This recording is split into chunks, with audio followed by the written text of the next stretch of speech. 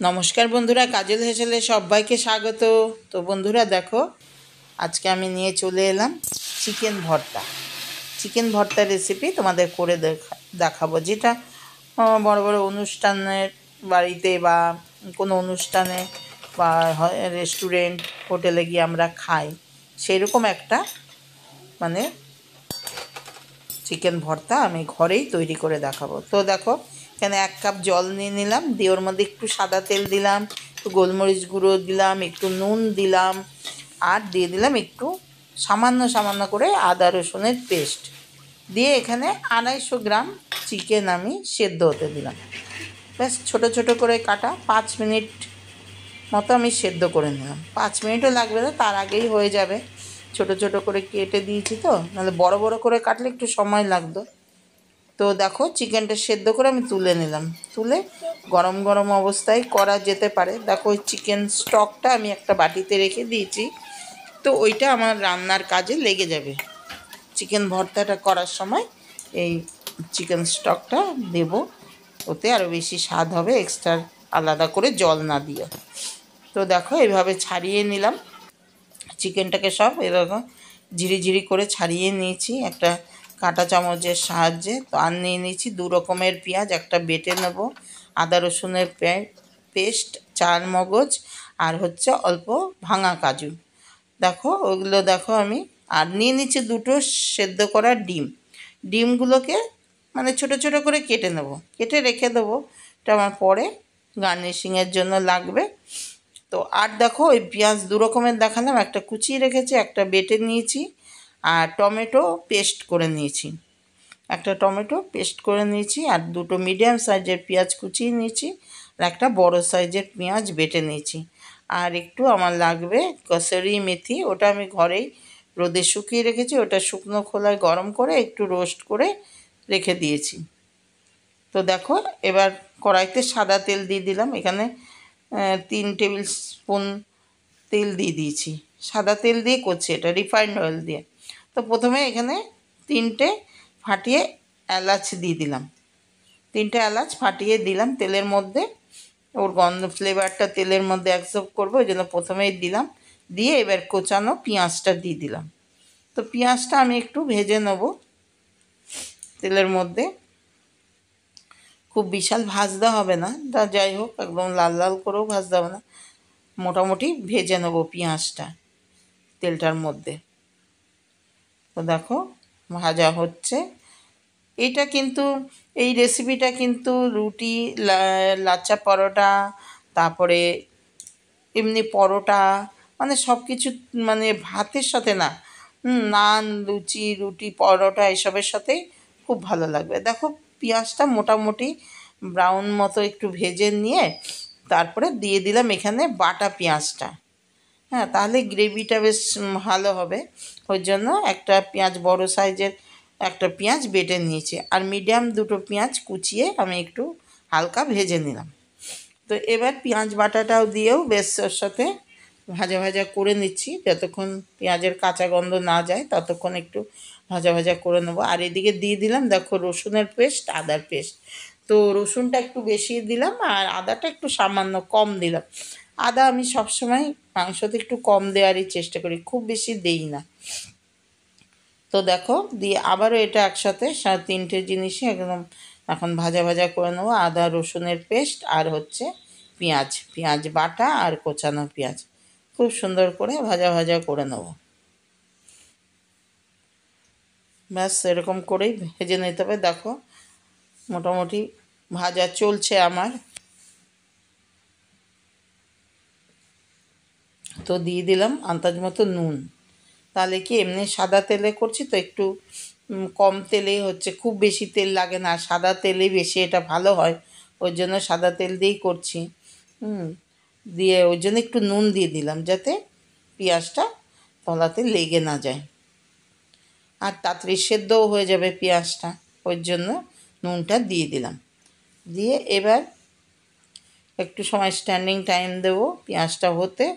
দেখো তেল ছেড়ে দিয়েছে একদম, মোটামুটি পেঁয়াজটা আমার হয়ে গেছে, রেডি। দেখো বন্ধুরা, দেখতে থাকো তোমরা। এবার আমি কিছু এর মধ্যে মশলা অ্যাড করব। তো দেখো দেখো প্রথমেই দিয়ে দিলাম আমি হলুদ, 1/2 টিস্পুন হলুদ দিলাম, আর দিয়ে দিলাম লঙ্কা গুঁড়ো, এটা কিন্তু ঝালের জন্য আমি দিলাম, আর দিলাম ধনে গুঁড়ো, আর দিলাম জিরে গুঁড়ো। খুব বেশি মশলা দিলাম না, মানে 1/2 টিস্পুন ধনে, 1/2 টিস্পুন জিরে, আর 1 টিস্পুন লঙ্কা গুঁড়ো দিলাম। লঙ্কা গুঁড়োটা একটু বেশি দিলাম ঝালের জন্য। তো দিয়ে এবার ভালো করে কষিয়ে নিচ্ছি, সুন্দর করে একসাথে কষিয়ে নিচ্ছি, যাতে মানে মোটামুটি যতক্ষণ না মশলার কাঁচা গন্ধটা যায় ততক্ষণ। তো ওটা করতে গিয়ে দিয়ে এবার টমেটো বাটাটা দিয়ে দিলাম। টমেটো বাটাটা দিয়ে দিলে কী হবে, যে মশলাটার মধ্যে জল না দিয়ে টমেটো বাটাটা দিয়ে দিলাম, এতে কি টমেটোটায় জল আছে, টমেটোরও কাঁচা গন্ধটা চলে যাবে, আর মশলাটাও কষানোতে পুড়ে যাবে না। টমেটোর জলটা একে মানে কষাতে সাহায্য করবে, পোড়া না লাগার জন্য, ওই আর কি, ওর জন্য টমেটো পেস্টটা পরে দিলাম। এবার দিয়ে দিচ্ছি সামান্য একটু জল। এবার জল দিয়ে কষিয়ে নেবো ভালো করে, ভালো করে জল দিয়ে কষাবো এবার মশলাটাকে। দেখো এবার দিয়ে দিচ্ছি এই যে কাজু বাদাম আর চারমগজ যে দেখিয়েছিলাম ওই পেস্টটা। তো ওই পেস্ট দুটো একসাথে পেস্ট করে নিয়েছি, করে ব্যাস এবার দিয়ে দিলাম। এটা দিয়ে এবার অনবরত লাড়তে হবে, কেন কাজু আর চারমগজ হচ্ছে একটু তলায় মানে কড়াইতে লেগে যাওয়ার চান্স থাকে, ওই জন্য সমানে কন্টিনিউস নাড়াচাড়া করলাম না লেগে যাওয়ার জন্য। এবার দেখো এই সেদ্ধ করা চিকেনটা দিয়ে দিলাম, সেদ্ধ করে যে ঝিরিঝিরি করে ছাড়িয়ে নিয়েছি সেই চিকেনটা দিয়ে দিলাম। দিয়ে এবার এটার সাথে খুব সুন্দর করে কষিয়ে নেব। খুব বেশি সময় লাগবে না, যেহেতু চিকেনটা সেদ্ধ করা আছে, এখানে বেশিক্ষণ খুব একটা সময় লাগবে না। তো যতক্ষণ মশলাটার সাথে সেদ্ধ চিকেনটা একটু মিশিয়ে নিলাম, নিয়ে এবার দেখো জল দিয়ে দিচ্ছি। জল বলতে ওই চিকেন স্টকটাই দিলাম, ওটাতেই বেশি টেস্ট হবে, ওই জন্য ওইটা দিয়ে ওই চিকেন স্টকটা দিয়েই এটাকে নাড়াচাড়া করে কষিয়ে নেবো সুন্দর করে। ব্যাস খুব বেশি এর মধ্যে আর জল দিতে হবে না, কারণ আগেই বললাম চিয়াটা রেডিই আছে। তো ব্যাস এবার দেখো এই কসুরি মেথিটা একটু শুকনো খোলায় গরম করে রেখে দিয়েছি, ওইটাকে একটু হাতে ডলে দিয়ে দিলাম, ওইটা একদম মিহি করে। এতে গন্ধটা একদম রেস্টুরেন্টের মানে মতো গন্ধটা আসবে। কসুরি মেথিটা দিতেই হবে এর মধ্যে, দিলে বেশি ভালো লাগে। তো এবার দিয়ে দেবো। দেখো মোটামুটি আমার হয়ে গেছে নামানোর সময়। তো তার আগে দেখো ডিমটা এবার টুকরো টুকরো করে রেখেছিলাম সেইটা দিয়ে দিলাম। ডিমটা তো অবশ্যই মাস্ট দিতেই হবে। ব্যাস এবার আরও একটু নাড়াচাড়া করে এবার একটু দিয়ে দেবো গরম মশলা গুঁড়ো আর ধনে পাতা। ব্যাস একটু ফ্রেশ ধনে পাতা দিলাম, একটু গরম মশলা দেব। তো বন্ধুরা, আমার আজকের রেসিপি যদি তোমাদের ভালো লাগে, তাহলে মানে চিকেন ভর্তা রেসিপিটা যদি তোমাদের ভালো লাগে, তাহলে লাইক শেয়ার কমেন্ট করতে ভুলবে না। আর আমার চ্যানেলে কেউ নতুন বন্ধু এলে চ্যানেলটিকে সাবস্ক্রাইব করার অনুরোধ রইল, আর পাশে থাকা বেলটি অবশ্যই প্রেস করবে, তাহলে আগামী দিনে যত নিত্য নতুন রেসিপি আমি দেব তার আপডেট সবার আগে তোমাদের কাছে পৌঁছে যাবে, সবার আগে তোমরা দেখতে পারবে। এই দেখো একদম হয়ে এসছে। তো একটু গরম মশলা গুঁড়ো দিয়ে দিলাম নামানোর আগে।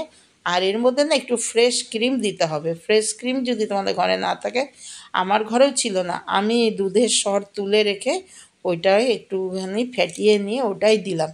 এটাতে আর একটু স্বাদটা আরও তুঙ্গে উঠে যায়, মানে ফ্রেশ ক্রিমটা দিতে হয় না, বললাম তো যদি না থাকে। আমি যেভাবে দিলাম আমারও ঘরে ছিল না, আমি ওই দুধের সর তুলে রেখে ওইটাকেই চামচ দিয়ে ফেটিয়ে তারপর দিলাম। তো আমার একদমই রেডি। এবার নামিয়ে নেবো, একটা বোল নিয়ে নিচ্ছি ওর মধ্যে। তো বন্ধুরা, আজ এই পর্যন্তই আমার রেসিপিটা। আবার আগামীকাল আবারও অন্য কোনো রেসিপি নিয়ে আসবো। ততক্ষণের জন্য সকলে ভালো থাকবে, সুস্থ থাকবে, সাবধানে থাকবে। তো আজ এখানেই শেষ করছি। Tata, bye bye.